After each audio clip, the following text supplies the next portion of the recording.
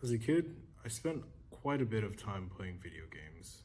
Video games were like a huge part of my life. During school, on the school bus, at home, even with friends, just video games, video games, video games. I really enjoyed the idea of starting from ground zero and then building up into something amazing. Played a lot of like mobile games on my phone where like it was a simulation of being an entrepreneur. Like you started with $0 and then you like build something and then you become a trillionaire, something like that. On the PC, I'd play a lot of Minecraft and I'd get on a bunch of servers where pretty much just level up in some type of way. Increase your power, increase your status, get a lot of money, things like that. And even the times where I'd play video games with friends, there was like a simulation of like being powerful or like conquering my friend, becoming stronger than them, something like that. I really did like video games because it felt like there was always an adventure to be had. There was always some way to level up. There was always something to shoot for, some way to become better, and I just loved it. But the thing I realized, I think maybe a little bit too late, was that I was playing the wrong game. You see, I thought that video games were awesome because they filled this need for me. They filled the need to have adventure, to level up, to become more powerful than I already was. But I was playing by somebody else's or in somebody else's domain. I wasn't playing the game of life like that. And I wish I had learned this sooner. See, a lot of you might have heard this quite a bit. Life is like a video game, but like it really is. You start from zero, you have pretty much nothing, and you have the chance to level up, become more powerful, increase your status, get a lot of money, pretty much be able to do whatever you want to do. Video games are kind of like life, but a simulation and on steroids. In a video game, you can imagine that you're able to do things like a lot quicker and get results a lot faster than you would be able to do in real life. Like for example, to become really rich in most video games is a lot easier. It might take you like just a week to get something like that. Whereas in real life, it might take you something more like a year to 10 years. In a video game, almost anything is possible because like it's all simulated. You can do whatever you want to. And it's kind of the same way in life. It just takes a lot longer.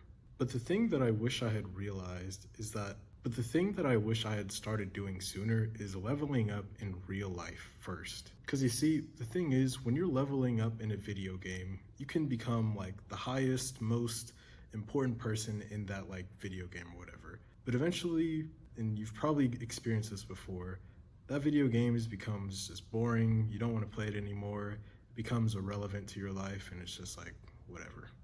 Because it reaches a point where you start to realize, no matter how much I play this, no matter what I do, I'm not actually getting rewarded for this. Like, it's not very meaningful in any way, do you know what I mean?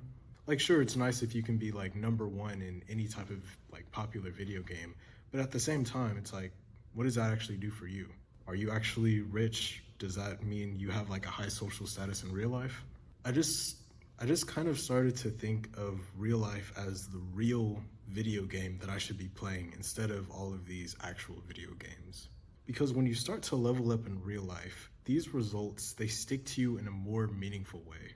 If I can start from zero and build a business that makes me, I don't know, X amount of money, that would be far more meaningful than becoming a trillionaire in a video game. If I can increase my social status in real life and like have even like getting 10 really good friends, that would mean so much more than being the most popular person in a video game. Because it almost feels like a video game is just the fake thing, a kind of distraction, or maybe if you want to think of it this way, like more of a training.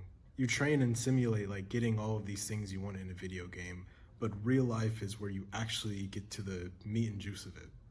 Anyways, I think that if you're really deep into video games, I think you should start to make the transition to playing the game of life instead.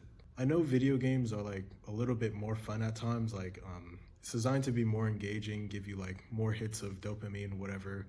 But when you can get into real life and start making that real progress, the meaning and like fulfillment that you get from making progress in real life is like 1000x what you'd get from playing any video game. And I'm making this video especially for my younger guys because I know that if you spend a lot of time playing video games, you don't have that time to play the game of actual real life. And as you're not playing the game of like real life, there are other people around your age who are your competition, and they're making like these improvements in their life and they're beating you. They are your competition. They are leveling up their social skills. They're building their bodies. They're finding ways to make money.